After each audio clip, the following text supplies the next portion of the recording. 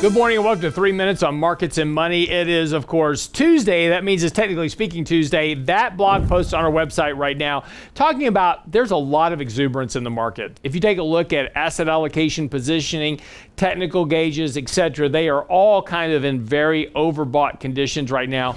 Lots of optimism in the market, except for the fact the markets really haven't been performing all that well over the last few days. Despite the fact that the market's really very bullish over the last couple of weeks, the markets have been really kind of selling off here as we've had this money flow sell indicator in place, suggesting that money flows are kind of coming out of the market at the moment. And that's corresponded here with a bit of weakness over the course of the last several days. Yesterday, the market sold off a bit as expectations for getting a stimulus package really hasn't really come to fruition at this point. Nancy Pelosi, Steve Mnuchin still kind of hashing out details, can't come to an agreement.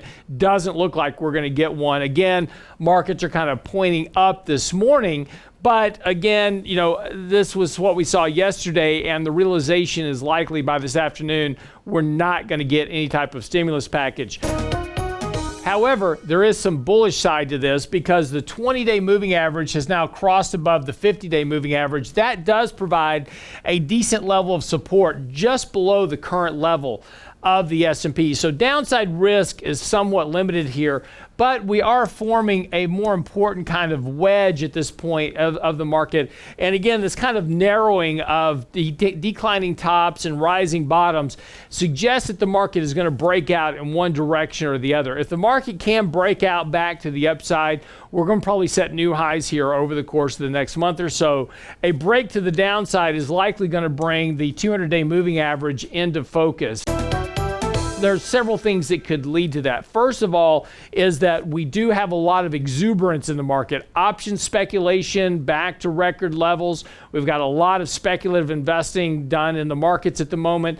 Sub $5 stocks are where kind of all the Robinhood traders are playing right now. So lots of speculation here that tends to set the market up for a decline in the short term. And particularly when we have kind of overbought conditions in the short term being worked off, the pressure is to the downside.